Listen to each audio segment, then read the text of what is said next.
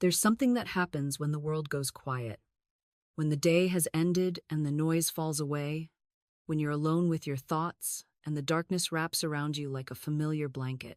It's in those moments, dear one, that the veil between what you see and what truly exists becomes so thin you could almost reach through it. And tonight, I want to share with you a secret that has been hidden in plain sight for thousands of years. A secret that the ancient wise ones knew, that every mystic has whispered about, and that changes everything the moment you truly understand it. This isn't just another spiritual lesson. This is the key that unlocks every door you've been standing before, wondering why nothing opens. And the most beautiful part? You've had this key in your pocket all along.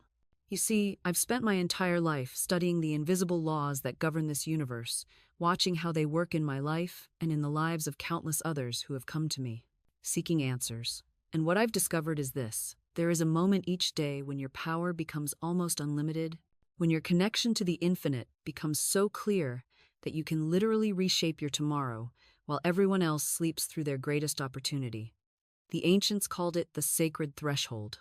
I call it the nightfall secret, because it happens in that precious space between waking and sleeping, between conscious thought and the vast intelligence that runs through everything. Now, I want you to understand something right from the start. What I'm about to share with you isn't about working harder or forcing anything to happen. It's the opposite. It's about understanding how this universe actually works, how your mind works, and how you can align yourself with the current that's already flowing toward everything you desire. You don't have to push the river, darling.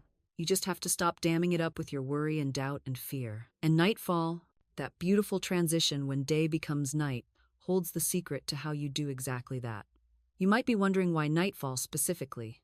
Why not morning, when we're fresh and energized? Why not midday, when we're at our peak?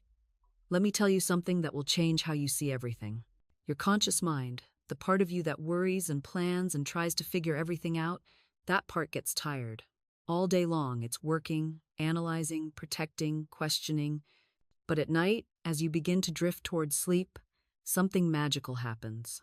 That guard dog of consciousness starts to rest, and the gate to your subconscious mind, the part of you that's directly connected to infinite intelligence, that gate swings wide open. And whatever you place in your subconscious mind during this time goes in without resistance, without the usual arguments and doubts. It sinks in like seeds into freshly tilled soil, and while you sleep, those seeds begin to grow roots in the invisible realm where everything in your physical world is first created. I always tell my students, if you're going to worry in bed, you might as well pray instead. Both are using your imagination, but only one is planting flowers instead of thorns. The subconscious mind doesn't judge what you give it. It doesn't say, "Oh, that's just anxiety, I'll ignore that," or, "Ah, this is a lovely affirmation, I'll prioritize this one." No, my dear. It takes everything. It's completely impartial, like soil. Soil doesn't care if you plant roses or poison ivy. It will grow whatever seed you give it with equal dedication. That's why the minutes before sleep are so precious, so powerful, so absolutely sacred. You're not just relaxing. You're not just winding down. You're programming the very consciousness that runs your life while you're not paying attention. You're instructing the silent partner who's working all night on your behalf. Think about this for a moment. While you're sleeping, your heart keeps beating, doesn't it? Your lungs keep breathing. Your body keeps healing cuts, fighting infections, growing hair, renewing cells. You're not consciously doing any of that. Something intelligent within you is running the whole operation. That same intelligence, that same power that's keeping you alive without any conscious effort from you, that's what's listening when you speak to your subconscious mind before sleep. And it wants to help you. It's designed to help you. But it can only work with the instructions you give it. If the last thing you do before sleep is rehearse your problems, complain about your day, worry about tomorrow, or replay every frustrating conversation you had, you're giving that magnificent power a blueprint of more problems. More frustration, more lack. You wouldn't hand an architect a blueprint of a crumbling house and say, "Build me this exact disaster," would you? Of course not. Yet that's precisely what most people do every single night with their subconscious mind. They give it detailed plans of everything they don't want, and then wonder why their life keeps constructing the same painful patterns. Your subconscious doesn't judge. It doesn't say, "Oh, she's just venting, I won't take this seriously." It takes everything seriously. It's recording, accepting, and beginning to manifest whatever you've impressed upon it in those final conscious moments before sleep. I've watched this play out 1,000 times. A woman comes to me and says, "I affirm abundance every morning, but nothing changes." And I ask her, "What's the last thing you think about at night?" And almost always, the answer is the same. Bills she can't pay, conversations that went wrong, fears about the future, resentment towards someone who hurt her. She's spending 2 minutes in the morning planting seeds of prosperity and 2 hours every evening watering weeds of worry. You cannot spend your final waking moments in lack and expect to wake up in abundance. You cannot fall asleep rehearsing rejection and expect to wake up surrounded by love. You cannot drift off cataloging your failures and expect your subconscious to build you a success. The law is absolute. What you impress upon your subconscious in that sacred twilight moment becomes the foundation of tomorrow's reality. This is why the ancients knew to pray before sleep.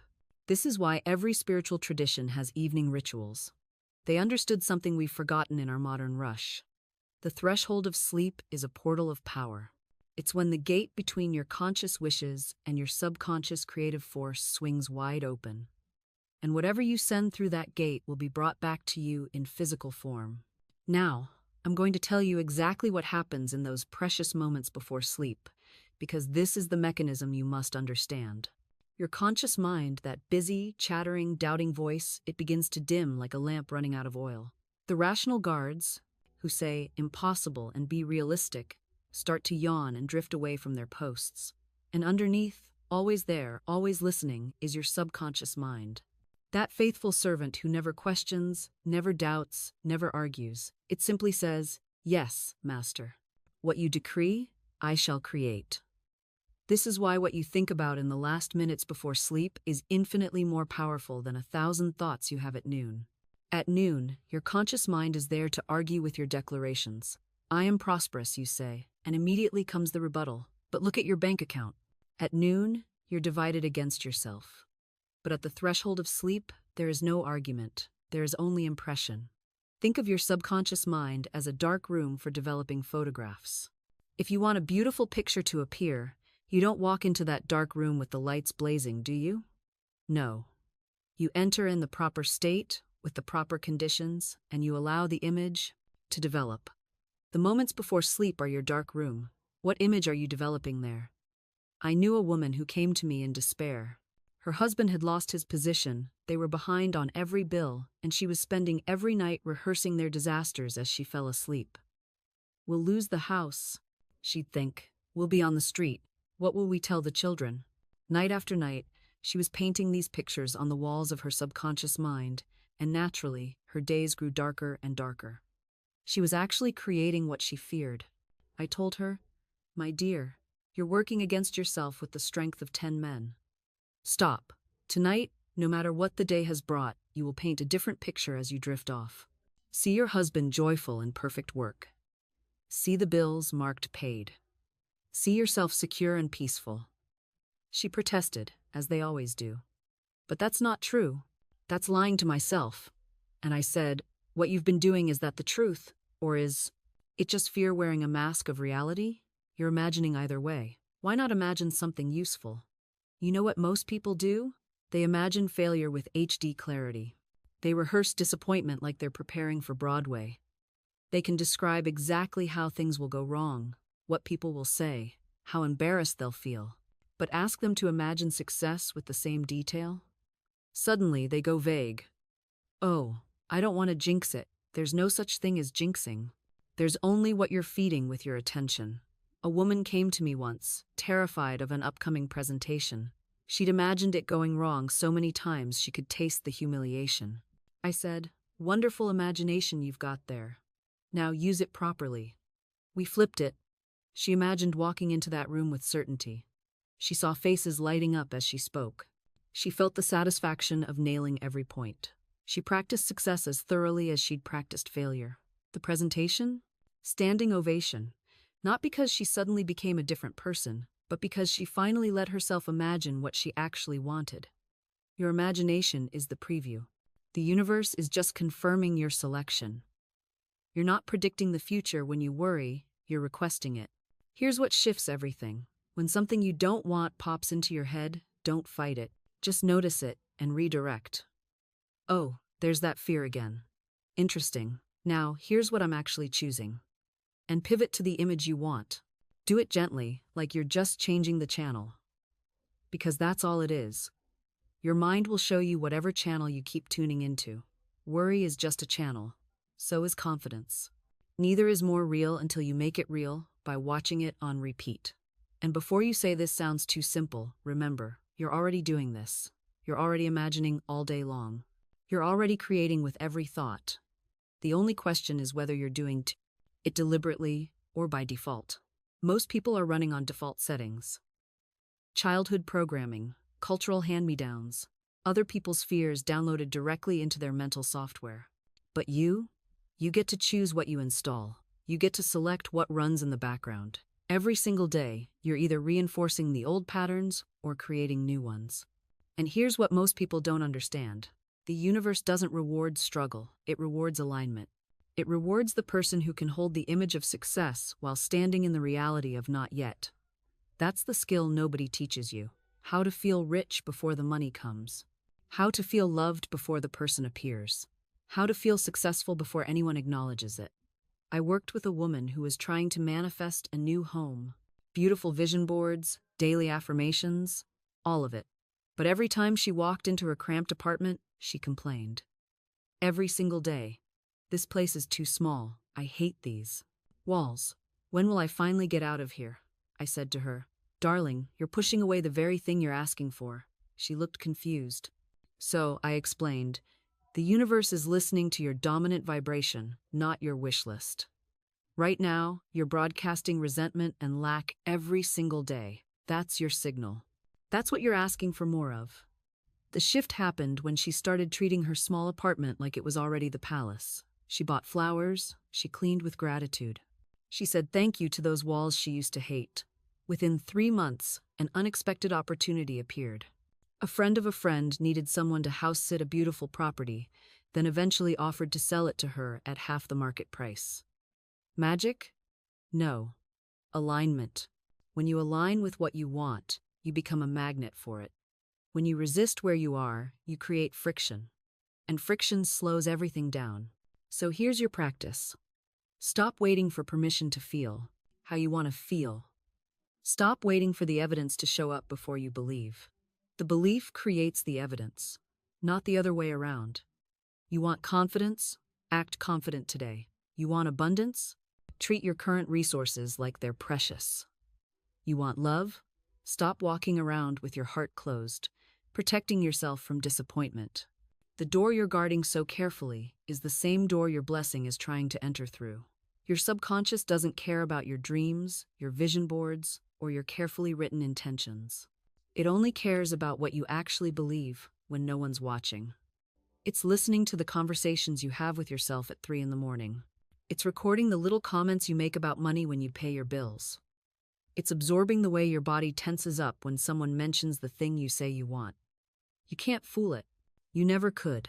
This is why people manifest the exact things they claim they don't want. They say they want financial freedom, but their subconscious has been programmed with money is hard to keep, and people like me don't stay wealthy. They say they want a healthy relationship, but their subconscious is running, I always get hurt, and love never lasts for me. Your subconscious is a faithful servant. It will move heaven and earth to prove your deepest beliefs right. So here's what you do. You start noticing what you actually believe, not what you wish you believed. You catch yourself in those moments when the real programming reveals itself. When you see a price tag and immediately think, I can't afford that, you've just discovered a belief. When someone compliments you and your first internal response is disbelief, you've found another one. These aren't just thoughts, they're orders you're giving to the universe. Now, you don't change these beliefs by fighting them. You don't stand in the mirror and scream affirmations at yourself while your subconscious rolls its eyes. You change them the same way they were installed in the first place through repetition, feeling, and acceptance. You want to reprogram for wealth? Stop treating money like it's a problem to solve and start treating it like it's a friend you're getting to know better. Watch how you speak about it. Notice when you're coming from lack versus when you're coming from curiosity and openness. You want to reprogram for love? Stop checking your phone every 5 minutes wondering why they haven't texted. Stop scanning every interaction for signs of rejection. Start assuming you're already loved, already chosen, already enough. When you walk into a room, you're not looking to take. You're looking to give. You're radiating something warm and real. You're asking yourself, how can I make this person feel seen? Instead of, how can I make them like me? And here's what's wild, that shift changes everything. Because neediness repels. But presence? Presence is magnetic. You become someone people want to be around. Not because you're performing or proving, but because you've stopped demanding that they fill your empty spaces. Now, I'm not saying become a doormat. I'm not telling you to ignore red flags or tolerate disrespect in the name of high vibration. Boundaries are spiritual. Knowing your worth means knowing when to walk away. But there's a difference between protecting your peace and building walls out of fear. There's a difference between having standards and having a checklist that no human could ever meet. Your standards should reflect what you genuinely need to feel safe and respected, not what you think will make you look valuable to others. And when someone shows you they're not aligned, you don't chase. You don't convince. You don't twist yourself into knots trying to make it work. You bless them, you release them, and you trust that what's meant for you won't require force. The universe doesn't bring you love by making you smaller. It brings you love by making you more yourself. So stop auditioning, stop performing, stop trying to earn what's already yours by divine right. You were born worthy of love, not because of what you do, but because of what you are. A soul, a miracle, a once-in-all-of-history combination of stardust and spirit. The people who are meant to love you will see that. They won't need you to convince them. They won't make you beg for crumbs of affection while they decide if you're good enough. They'll show up, they'll stay, they'll choose you the way you've been choosing yourself all along. And until they do, you keep choosing you. You keep watering your own garden. You keep living like someone who knows their worth doesn't depend on being picked. Because, beloved, you're not waiting to be chosen. You're just giving the right person the privilege of joining what you've already built.